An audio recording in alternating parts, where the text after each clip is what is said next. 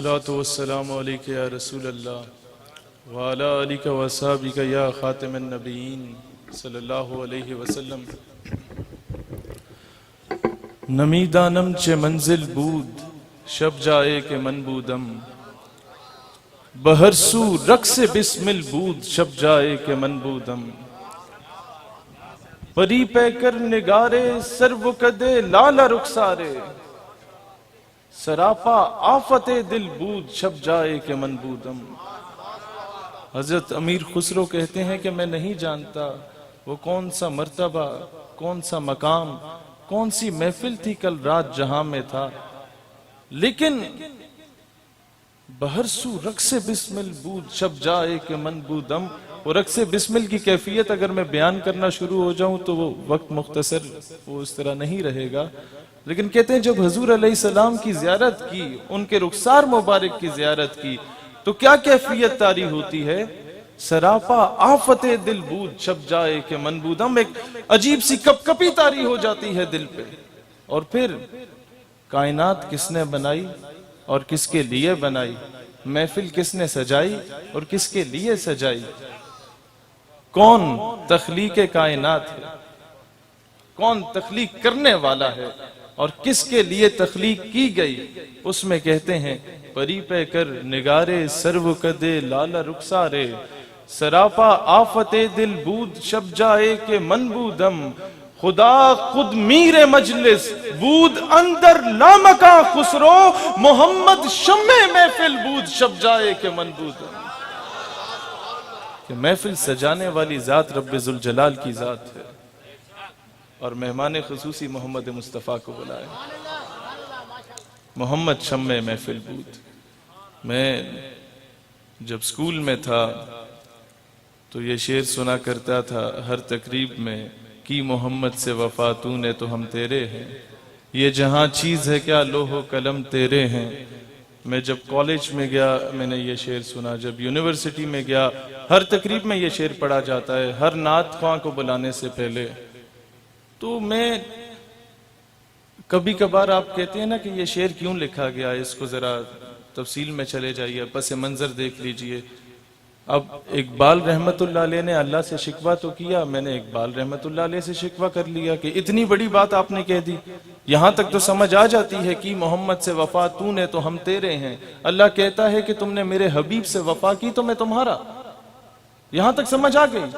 لیکن یہ جہاں چیز ہے کیا لوح و قلم تیرے ہیں، سب کچھ تمہارا ہو گیا.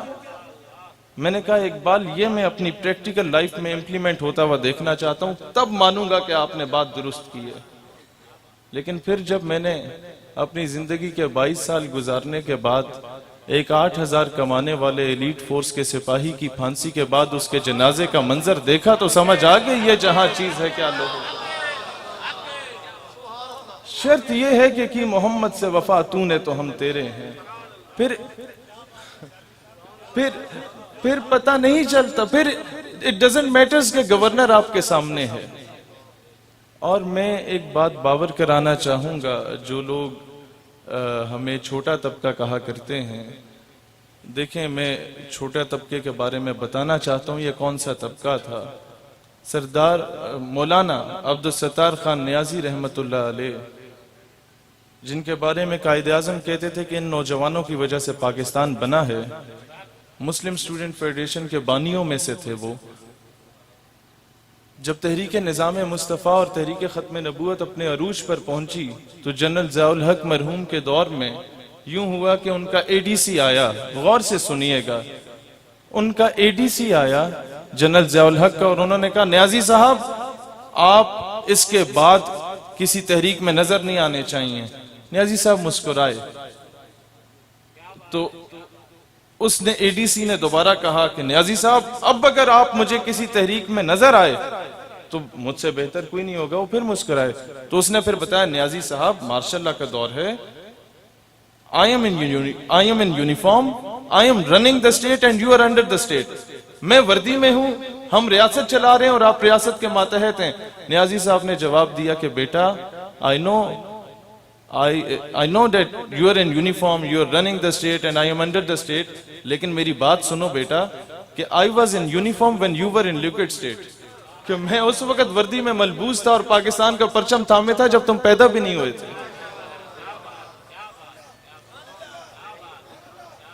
اور یہ تھا چھوٹا طبقہ.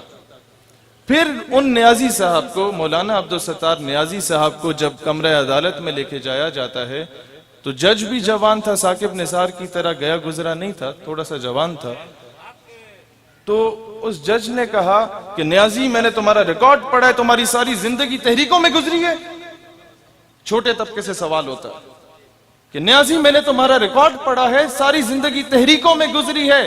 سردار مولانا عبدالستار نیازی جواب دیتے ہیں کہ بیٹا اگر نیازی اپنی زندگی تحریکوں میں نہ گزارتا تو تم اس کرسی پہ نہ بیٹھے ہوتے، کسی تھڑے پہ پکوڑے بیچ رہے ہوتے. یہ تھا چھوٹا طبقہ. خواجہ قمر الدین سیالوی رحمت اللہ علیہ کو اس دور کا گورنر پنجاب خضر حیات ٹیوانہ بلینک چیک لکھتا ہے کہ اس کو فل کریں، جتنی رقم چاہیے لے لیجئے لیکن مسٹر جناح کو سپورٹ نہ کریں. آپ وہ بلینک چیک انگیٹھی میں جلا دیتے ہیں. پھر دوبارہ خضر حیات ٹیوانہ دھمکی دیتا کہ آپ ساتھ دیا تو مجھ سے برا کوئی نہیں ہوگا. آپ کہتے ہیں کہ ٹیوانہ صاحب میں اللہ دے 99 نام پڑھیں جنہاں اچ خضر حیات ٹیوانے دا نام موجود نہیں. یہ تھا چھوٹا طبقہ. اور میں آج وزیر اعظم صاحب سے کہنا چاہتا ہوں کہ اگر یہ چھوٹا طبقہ اس وقت تحریک پاکستان میں قائد اعظم کا ساتھ نہ دیتا تو آج آپ وزارت عظمیٰ کے مرتبے پر فائز نہ ہوتے، کسی ہندو بنیے کی گاڑی کے ٹائر صاف کر رہے ہوتے. اس چھوٹے طبقے نے آپ کو اس قابل بنایا ہے. اور ایک بات میں کہنا چاہوں گا دوستو، یہ جتنی عزتیں ہیں اس میں ہمارا کمال نہیں، یہ سب عزتیں حضور کے صدقے ہیں. تو حضور سے وفا کرنا سیکھیں، حضور علیہ السلام کے نام پر اپنا تن من دھن وارنا سیکھیں. پھر پیر جماعت علی شاہ جیسی ہستیاں بھی قدم چوننے پہ مجبور ہو جاتی ہیں. پھر قائد اعظم جیسے وکیل بھی کیس لڑنے پہ مجبور ہو جاتے ہیں.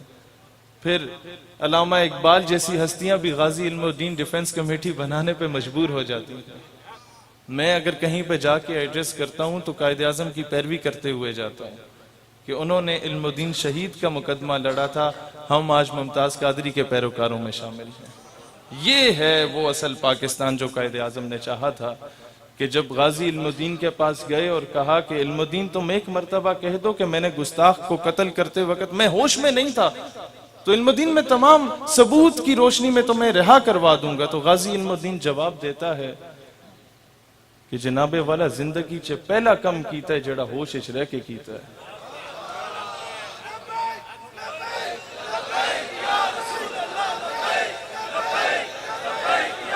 پھر سنیے گا، یہ زیادہ امپورٹنٹ بات کرنے لگا ہوں کیونکہ نوجوان اگر اس پہ فوکس کریں گے تو شاید آنے والی نسلیں سنور جائیں. جب کمرہ عدالت میں علم الدین شہید کو لے کے جایا جاتا ہے تو جج کہتا ہے علم الدین تم نے گستاخ کو قتل کر کے توہین عدالت کی ہے، قانون ہاتھ میں لیا ہے، تم توہین عدالت کے مرتکب ٹھہرے ہو. علم الدین نے تاریخی جواب دیا کہ جج صاحب جب آپ توہین عدالت برداشت نہیں کر سکتے تو مسلمان توہین رسالت کیسے برداشت کر سکتے ہیں؟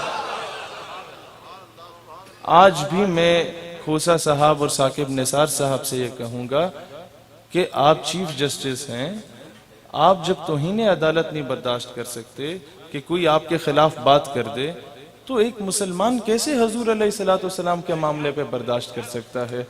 آج اگر اس بات پہ پابندی لگتی ہے اور گرفتاریاں ہوتی ہیں اور لوگ ہم سے کہتے ہیں کہ آپ ڈر گئے ہیں تو جواب میں یہی کہوں گا کہ عوام اب اسی جوش و ولولے سے نعرہ لگائے گی کہ آسیہ ملونہ کو، یہ جو سننا چاہتا ہے اور ریکارڈ کرنا چاہتا ہے وہ بھی سن لے، آسیہ ملونہ کو. ہمارا مطالبہ ہمیشہ وہی رہے گا، آسیہ ملونہ کو.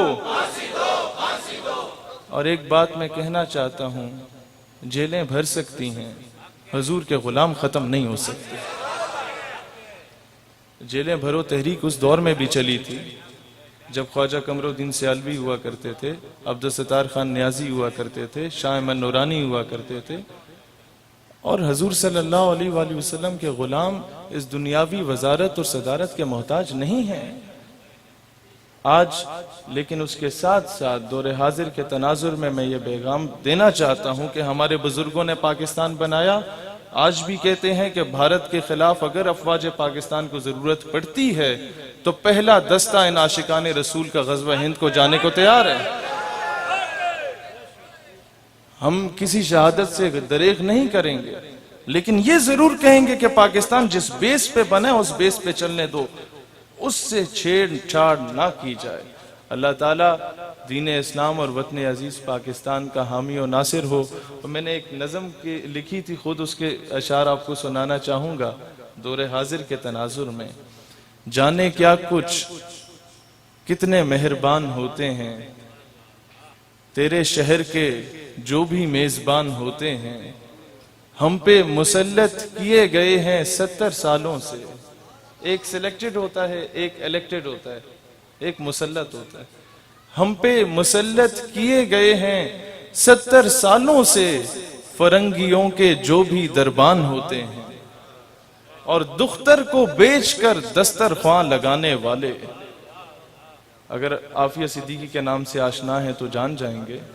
دختر کو بیچ کر دسترخواں لگانے والے، تم ہی کہہ دو کیا وہ مسلمان ہوتے ہیں؟ جھوٹ ٹھہرا معزز اس زمانے میں، جو سچ کہیں تو زینت زندان ہوتے ہیں۔ اور ایک مشیر اپنے وزیر اعظم کو یہ مشورہ دیتا ہے، بیچ ڈالو جو کوئی قیمت لگائے ان کی، بیچ ڈالو جو کوئی قیمت لگائے ان کی، یہ 20 کروڑ تو فقط حیوان ہوتے ہیں۔ اور ملت فروشی کر کے فرنگی منڈی میں، تبھی جا کے مستحق نوبل انعام ہوتے ہیں۔ اور رات جن کی شراب و کباب میں گزرتی ہے، رات جن کی شراب و کباب میں گزرتی ہے، وہ صبح صادق ہمارے حکمران ہوتے ہیں۔ تیرے الفاظ جو گونجے صف باطل میں شہیر، کیا غضب کے وہ تیر کمان ہوتے ہیں۔ اللہ اسلام اور پاکستان کا حامی و ناصر ہو۔ پاکستان ہمیشہ زندہ باد۔